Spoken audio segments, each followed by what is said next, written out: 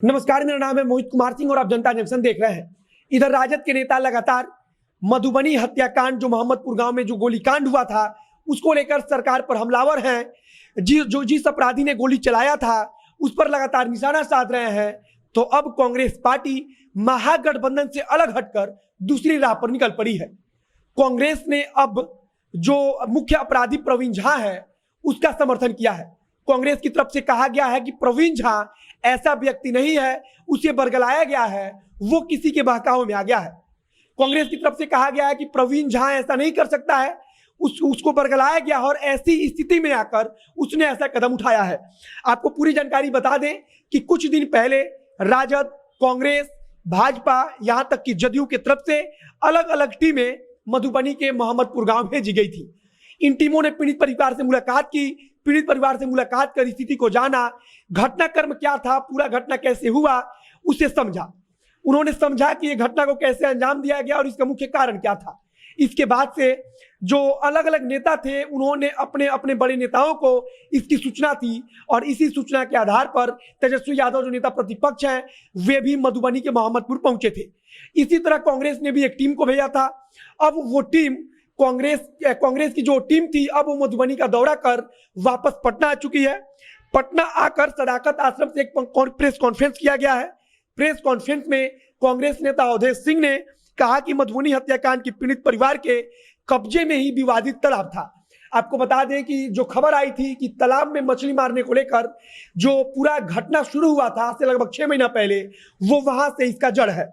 इसको लेकर उन्होंने कहा कि जो पीड़ित परिवार है, यानी कि जिसके घर परिवार के 5 लोगों को मारा गया है, उसी के कब्जे में वो तालाब था।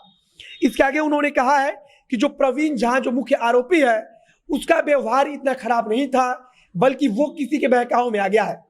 उन्होंने प्रवीण झा का समर्थन कर रहा है कांग्रेस का, अपने आप में चौंकाने वाला है, क्योंकि अब तक माना जा रहा था कि महागठबंधन के सारे दल एकजुट होकर इस मामले में पीड़ित परिवार के साथ है। हालांकि इसका एक और कारण हो सकता है कि जिस प्रकार से घटना को लगातार जातीय रंग दी जा रही थी और धीरे धीरे वाकई में एक जातीय वर्चस्व की लड़ाई बन गई है, उसको देखते हुए कांग्रेस ने एक नया रास्ता अपनाया है। कांग्रेस पार्टी ने प्रवीण झा का समर्थन किया है। कांग्रेस पार्टी की तरफ से कहा गया है कि सरकार लगातार जो जातीय जो संघर्ष बढ़ रहा है, सरकार के चलते यह सब हो रहा है। सरकार अगर सचेत नहीं हुई तो भविष्य में इस प्रकार की और घटना बढ़ सकती है। यह सब कांग्रेस पार्टी की तरफ से कहा गया है। कांग्रेस पार्टी की एक टीम मधुबनी गई थी, उसने पीड़ित परिवार से मुलाकात की, पूरी घटना को समझा था।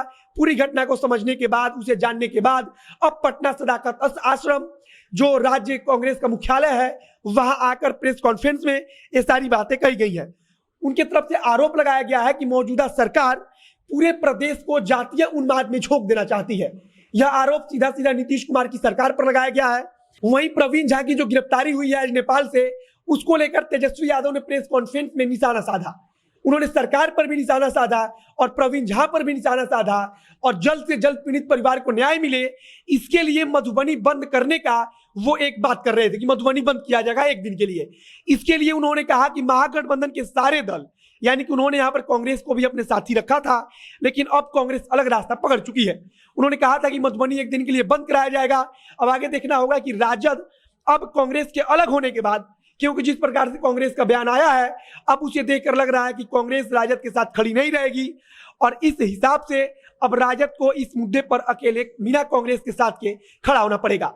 अब आगे देखना होगा कि तेजस्वी यादव क्या कुछ नया रास्ता निकालते हैं और वहीं कांग्रेस अब आगे और क्या बात कहती है। लेकिन तेजस्वी यादव जो है वो अपने स्टैंड पर एकदम खड़े हैं।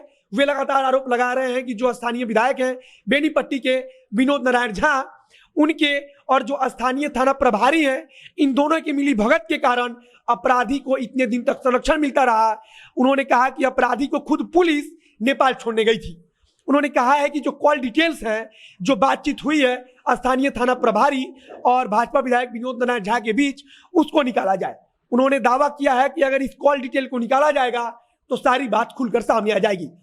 फिलहाल अब महागठबंधन इस मुद्दे को लेकर 2 भागों में बटा हुआ नजर आ रहा है। एक तरफ राजद और माले एक साथ खड़े नजर आ रहे हैं जो पीड़ित परिवार के साथ हैं, दूसरी तरफ कांग्रेस पार्टी अब प्रवीण झा के समर्थन में दिख रही है। फिलहाल आगे देखना होगा कि अब आगे और कुछ क्या हो रहा है, कैसी बयानबाजियां आ रही हैं। आगे इससे जुड़ी जो कुछ जानकारी आएगी उसे हम आप तक पहुंचाते रहेंगे। वीडियो को शेयर कीजिए, फेसबुक पर देख रहे हैं तो पेज को लाइक कीजिए, यूट्यूब पर देख रहे हैं तो चैनल को सब्सक्राइब कीजिए। मिलते हैं फिर बहुत जल्द अगले वीडियो में। कैमरे के पीछे खड़े हैं पीयूष चौरसिया और मैं मोहित कुमार सिंह। धन्यवाद।